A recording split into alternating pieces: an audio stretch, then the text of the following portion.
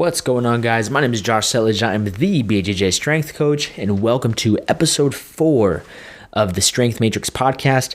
In this episode, what we're going to be discussing today is why running is killing your conditioning as a grappling athlete. We're also going to be talking about why running is a less efficient way for you to develop conditioning, and if you're someone that is struggling with having conditioning that's going to take you deep into a match where you can still be explosive, you can still scramble hard and fast late in a period or late in a jiu-jitsu match, we're going to be talking about why running may not be the best option for you to get better at your conditioning on the mat. And we're also going to provide you with some very practical tips and tools that you can use to properly train your conditioning so that you are better prepared for wrestling and jiu-jitsu. That being said, if you're a grappling athlete who is interested in winning more matches and getting injured less, one of the best things that you can do is to get stronger. The stronger you get, every other aspect of your athleticism is going to improve. You're going to get injured a lot less. You're going to be much more physically resilient. The techniques that you do are going to pack way more of a punch. And not only that, your movements are going to be much more efficient and you're actually going to save energy. And if you need help in getting started on how to get stronger on the mat, specifically for wrestling and jiu-jitsu, the Strength Matrix is giving out a free 4-week strength program that you can download so you can get started.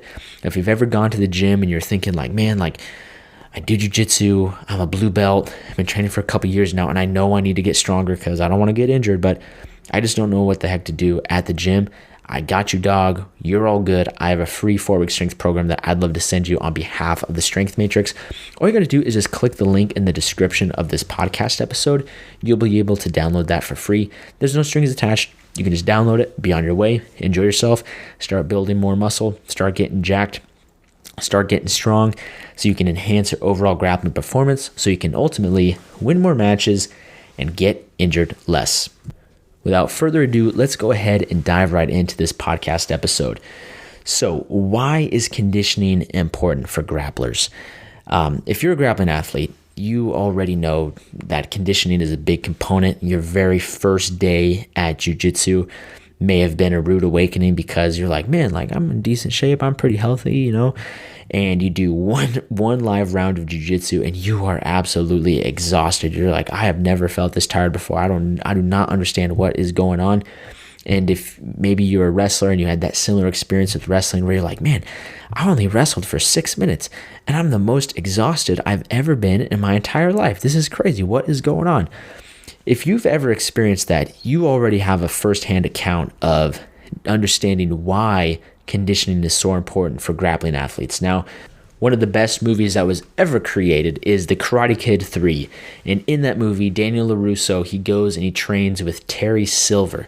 Terry Silver has this quote in the movie where he says, "A man can't breathe, he can't fight." And in jiu-jitsu, that's very, very, very apparent because a lot of jiu-jitsu is trying to find ways to strangle your opponent. In wrestling, though, imagine if you had to hold your breath and wrestle a wrestling match. It wouldn't go very well for you. You'd probably pass out, if not get pinned before you ended up passing out. So we all understand that breathing and being able to intake oxygen is very important for us to function as human beings. And your ability to intake oxygen is a big component of your conditioning. When people talk about conditioning, they say, man, that guy has a lot of good conditioning. That guy is super conditioned. Most of the time what people are talking about is they have a lot of endurance. They have an ability to work at a high work rate for long durations of time without slowing down. And a big component of that is being able to breathe, intake oxygen, deliver that oxygen to the working muscle, allow the muscles to do their job of helping along with the chemical reactions that happen for you to be able to contract your muscles for longer durations of time. And so it's very true in the sense that a man can't breathe, he can't fight. And if you impact your opponent's ability to breathe, you're going to impact their ability to defend themselves and effectively perform on the mat. Now, when we think about conditioning and we think about, okay, what could we do from a conditioning perspective to make sure that no matter what, we can always be breathing on the mat, we can always be working at a high work rate, there's a lot of different things that we can do. And unfortunately, one of the biggest mistakes I've seen from the grappling community is that a lot of grapplers opt for running as their primary source of developing conditioning. Now, in a couple of minutes, we're going to get into why that is often a poor method or a very inefficient method to develop conditioning. But first, I want to give a real example, at least a recent example, of where we can see kind of discrepancies in conditioning really take over and how that can actually affect the overall outcome of a match. Lately, I've been watching a lot of old ADCC matches. Not super old like from the early 2000s, but old as in last year's, the 2019 ADCC and 2017 and a couple matches from even before then. But one of the matches I watched recently was Gordon Ryan versus Lucas Hulk Barbosa. And this was in the semifinals of the 99 kilogram division. And Hulk and Gordon had absolutely torn through their divisions all the way through to the semis. And it was a pretty exciting match. You know, they were kicking off the first day. They were kicking off day 2, first match of the day. And it was going to be a banger. Both guys were just smashing everybody. Now, the way ADCC works is that you have a 10-minute first period regulation time, which 10 minutes is a long match. And if the score is tied at the end of that 10 minutes, well, then you go into a 5-minute overtime. So you could be grappling for 15 minutes straight, which is pretty insane. So in the regulation time, there was no score, but Gordon and Hulk were both looking for ways to employ their game. There were a couple standing exchanges. There were a couple situations where Gordon had pulled guard and Hulk was looking to explode past the guard, but neither one of them could fully lock in and secure a position.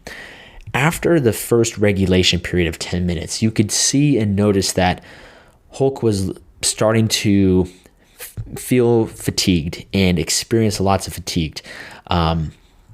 Once they started in the overtime round, Hulk was actually able to get into a really dominant position, not necessarily a scoring position, but he was able to get in a position to attempt a takedown. He was behind Gordon, and he had kind of like a bear hug, tight waist on Gordon's hips. And he tried to redrop Gordon 3 or 4 times and expended a ton of energy trying to do so. And ultimately, Gordon didn't go down. He hit a switch, took Hulk's back, and was able to secure back control points and was able to win the match. And the crazy thing was in that match, you could see clear as day where Hulk's conditioning ran out. He was trying so hard to bring Gordon back down to the mat, and he was successful in getting him back down for a second, but couldn't hold him there long enough to secure the points, and he did it again and again and again. And ultimately, he ran out of gas. Gordon was able to reverse the position, get into a scoring position, and ultimately was able to win the match. And it was just a very clear example of just how important conditioning is and how conditioning can ultimately be one of the deciding factors in who wins and who loses in a jiu-jitsu or wrestling match. Now, we need to understand what kind of conditioning is needed for grappling sports. Whether we're talking wrestling or jiu-jitsu, both of those sports are going to be considered mixed energy system sports. Now, the body has multiple energy systems, but we tend to break these energy systems up into 2 halves. On one side of the coin, we have all the super fast, high intensity, short duration, short time frame, explosive, powerful, all of those activities and movements. So you think of the 100-meter dash, pole vaulting, shot put, any sort of sprinting, powerlifting, Olympic weightlifting, hurdles, long jump. All of these things are really fast and explosive. And then on the other side of that coin, we have what's considered our aerobic energy system. And this energy system is more on the slower pace, longer duration, lower intensity, long sustained efforts of physical activity.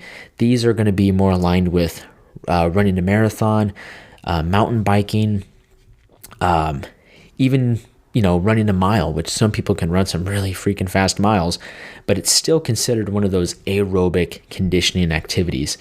Now, when we're looking at the time frames of each energy system, if something takes 3 seconds to upwards of maybe 90 seconds or 2 minutes, that's probably going to be all along the ends of the anaerobic energy system. Anything over 2 minutes, it's safe to say that the body's already moving into the aerobic energy system.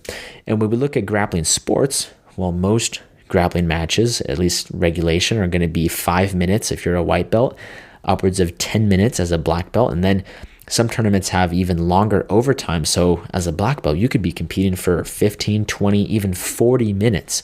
That's a long time. That's a lot of, that domain of time is definitely going to fit within the aerobic conditioning side of things. However, we all know that there are going to be moments in matches where you have to be really fast, really explosive. You got to be extremely powerful finishing through on a takedown, really fast and explosive to scramble through to the finish. Or you got to pass someone's guard. You can't be slow about it. You got to be fast. You can't prolong the duration of the guard pass. Sometimes the opening is there and you just have to capitalize on that opening. So grappling sports, specifically jiu-jitsu and wrestling, pull from both the anaerobic energy systems and the aerobic energy systems. Grappling requires both conditioning systems to last through a full match. The anaerobic conditioning system is to explode and move fast through scrambles, apply strongholds and submissions, while the aerobic conditioning is kind of to last through that total duration of the match, to have the base level of conditioning that's going to allow you to still perform late in a match but not completely crash and burn before the match ends. So that brings us to the main subject of this episode: why running is killing your conditioning. It's a little bit of a dramatic title. You guys may be thinking like, hey, Coach Jay, why do you hate running so much? What's your beef with running? And I'll say this. I do think running is a great physical activity. If someone's trying to be healthy, that's all they care about is just being healthy and fit. I think running is a great option. Running can be a great way to develop your base level of conditioning. However, unfortunately, over the years, grappling athletes have placed running on the pedestal of the number one way to develop conditioning. And unfortunately, that just couldn't be farther from the truth. Running has a lot of great benefits and qualities to it. However, for grappling athletes, it can just be a little overrated. And here's why. Long durations of running, and this is what I'm talking about, anything that's longer than, say, 3 minutes worth of running, anything longer than that is what I would consider long durations of running. If you're doing sprint intervals where you're sprinting for 10 seconds, sprinting for 15 seconds, that's a different conversation, and I'm actually a big fan of sprints, but we're not going to be talking about that today. When we're talking about running today, we're talking about long duration running. Long durations of running are primarily an aerobic activity. The time you spend running is not only not developing the weakness that you have of your anaerobic conditioning system, but it takes away from your mat time. And the thing about the time you spend on the mat, it's important to ask yourself this question.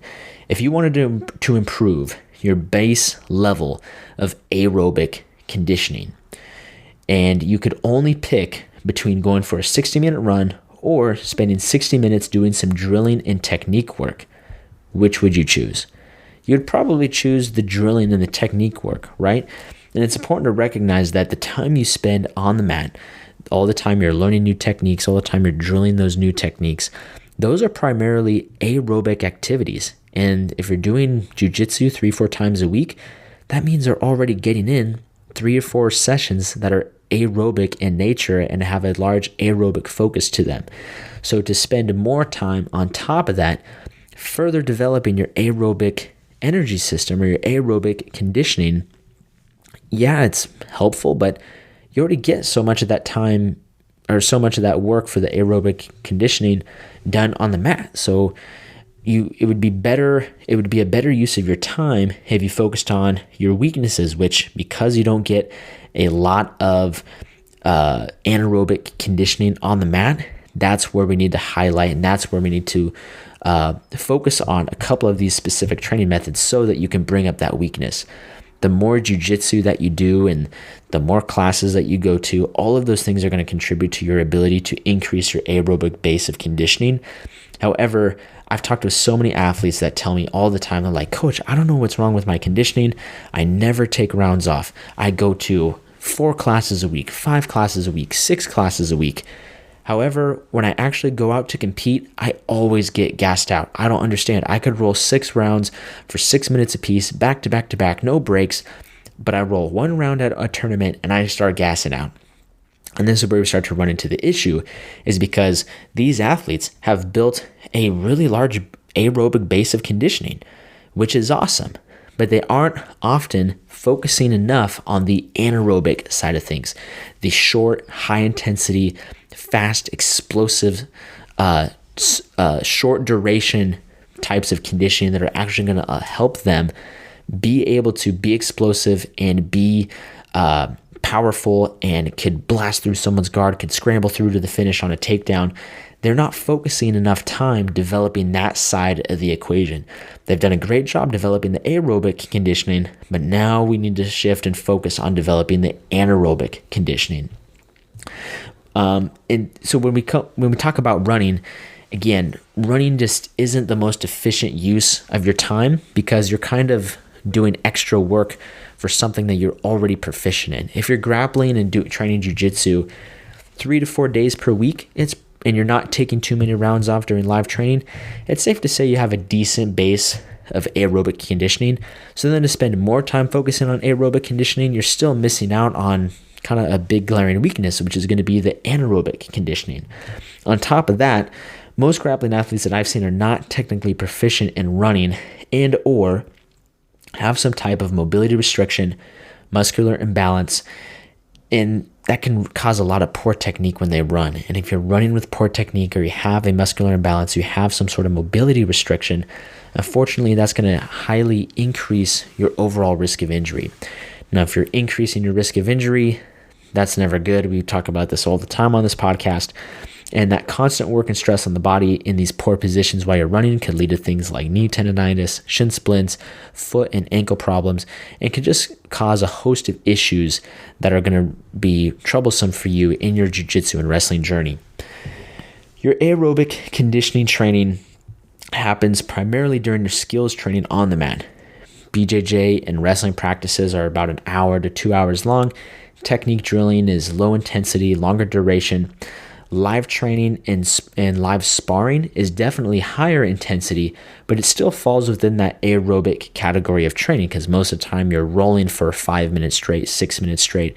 Maybe your coach or your instructor will put an 8-minute or 10-minute round on the clock, but it's still falling within that aerobic category of training. And because of that, you're not really making improvements in your explosive power or your repeat sprint ability during your live comp rounds.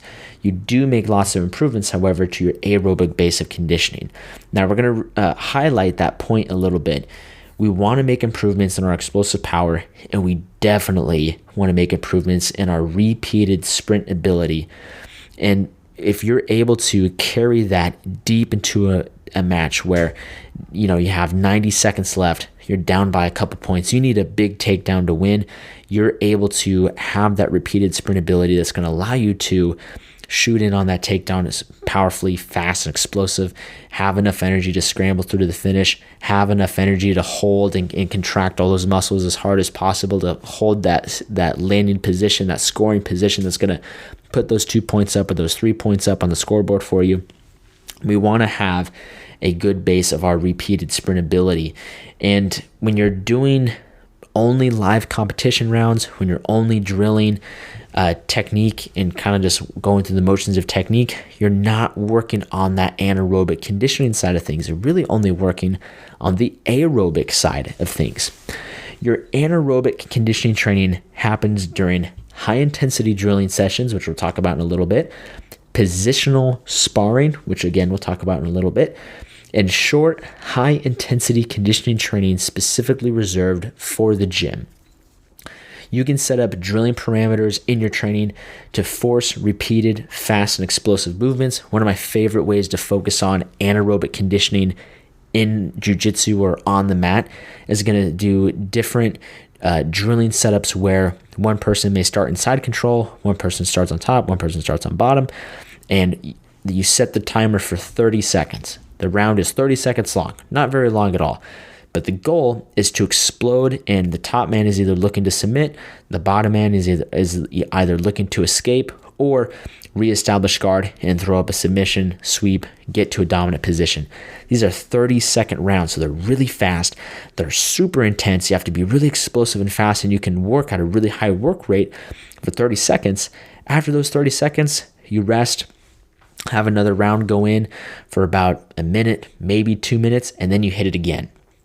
You repeat this several times over the course of a practice. This is going to be a great way for you to further develop your anaerobic conditioning and repeated sprint ability. You can also do positional sparring in a way that forces you to be in uncomfortable positions and scramble to a dominant position or a submission. When you only do competition style rounds or live sparring rounds, whenever you get tired and whenever you start to feel the onset that you're starting to get gassed out, oftentimes you're going to go back to your A-game techniques, your A-game moves, or some sort of position that's going to allow you to rest and catch your breath a little bit. If you force yourself into these uncomfortable positions, specifically the positions that you're not great at, the positions that you aren't technically proficient in, and you do these live positional sparring rounds, when you get tired, you can't just put someone in lockdown and hold them there until you catch your breath. You can't just hold someone in a body lock position and just hold them there until you catch your breath. You have to move, you have to be explosive, and you have to work. It's a great way to develop that anaerobic side of conditioning. That's going to be what we're going to do on the mat to further develop the anaerobic conditioning side of things. Now, when we talk about what we're going to be doing in the gym, it's going to look a little bit different. You guys already know I'm a big fan of getting strong, big fan of getting fast, powerful, and explosive. And when we talk about the time we spend in the gym, your max effort training that you do or the heavy lifting that you do, those are going to be anaerobic in nature. And as long as you're not taking like 3, 4, 5 minutes rest between every set, as long as you're kind of doing a new set on the minute or every 90 seconds, you're going to develop some of that anaerobic conditioning, so to speak. After you do your max effort work, if you're doing your dynamic effort work, which is not necessarily the heavy lifting anymore, but it's lighter weights, it's really fast, really explosive, those things as well are going to help develop your anaerobic conditioning. Now, the way I structure my training for myself and all my teammates in the Strength Matrix and the AM crew, first part of the workout is some sort of heavy lift. Second part of the workout is some sort of fast, explosive, powerful lift. And then the last part of the workout is our conditioning. And the way we do our conditioning is it's very fast, very explosive, short duration, about a 1-to-3 to sometimes a 1-to-4 work to rest ratio. And what we'll do is short sprint intervals on an assault bike or one of those bikes that has the arm handles and the fan. We'll do sprint intervals pushing a sled. We'll do sprint intervals on the battle ropes or really high intensity intervals on the battle ropes. And what this does is this allows us to work on our anaerobic energy systems while not necessarily taken away from the time that we spend on the mat. And we're able to get this conditioning work done, no joke, in less than 10 minutes. So we're not adding a bunch of extra time to the gym. A template that you can use, and this is something that I've used and have had a lot of great success, not just with myself, but with athletes that I work with all over the world, is doing a template of 15 to 30 seconds on with a 1-to-3 work to rest ratio. So 15 to 30 seconds on, that's 45 to 90 seconds off. And you're going to repeat this for 6 to 10 working sets. You can use any sort of conditioning or cardio piece of equipment.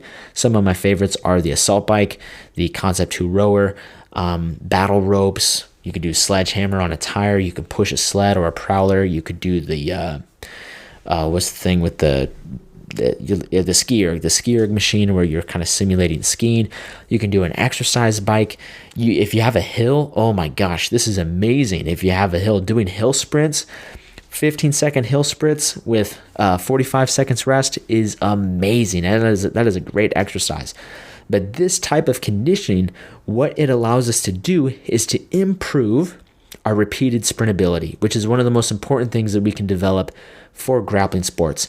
Like I said, on the mat, you're going to be getting a ton of your aerobic conditioning anyway, your skills training, time you're learning new techniques, the time you're lightly drilling those new techniques, and the time that you're doing your hard sparring rounds and your live training.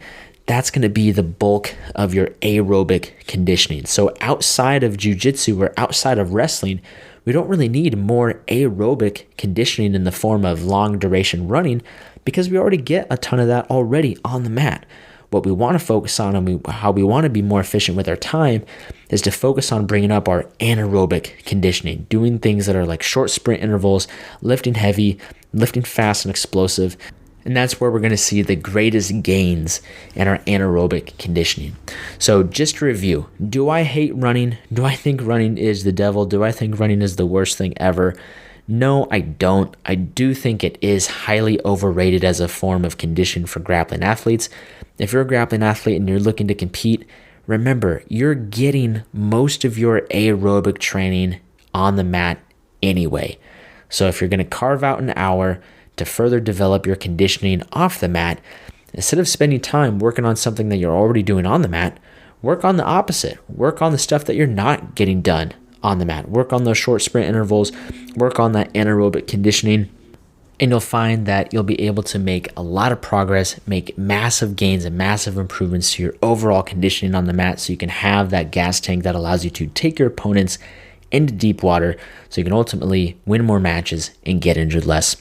Thank you guys for listening to this episode of the Strength Matrix podcast. As always, this episode is brought to you by the Strength Matrix, and we are sending out a free 4-week strength program to whoever is listening to this podcast and looking to get stronger so they can enhance their overall grappling performance so they can ultimately win more matches and get injured less. That is truly what we do here at the Strength Matrix. My dream and my mission for 2022 is to help 1,000 grappling athletes win more matches and get injured less. We're at about 100 athletes right now at the start of this year, which is just amazing. I love, and I've just massively enjoyed talking with each and every single one of these athletes and connecting with them and learning about how they're benefiting from the strength training and the training programs that are within the Strength Matrix, and learning about conditioning and learning how to balance their jiu-jitsu training and their gym time so that they're able to get the best of both worlds and ultimately perform and compete at their absolute best. I'm super fired up about it, and I want to help you guys out as well. So if you're listening to this podcast episode and you're trying to get strong, click the link in the podcast description below. You can download that free 4-week strength program. There's no strings attached. Just download the program, be on your way, start getting strong, start winning matches, and getting injured less. Thank you guys so much for watching. You guys can follow me on Instagram at Joshua Settlage. That's JOSHUASETTLAGE. And I'll catch you guys later. Peace.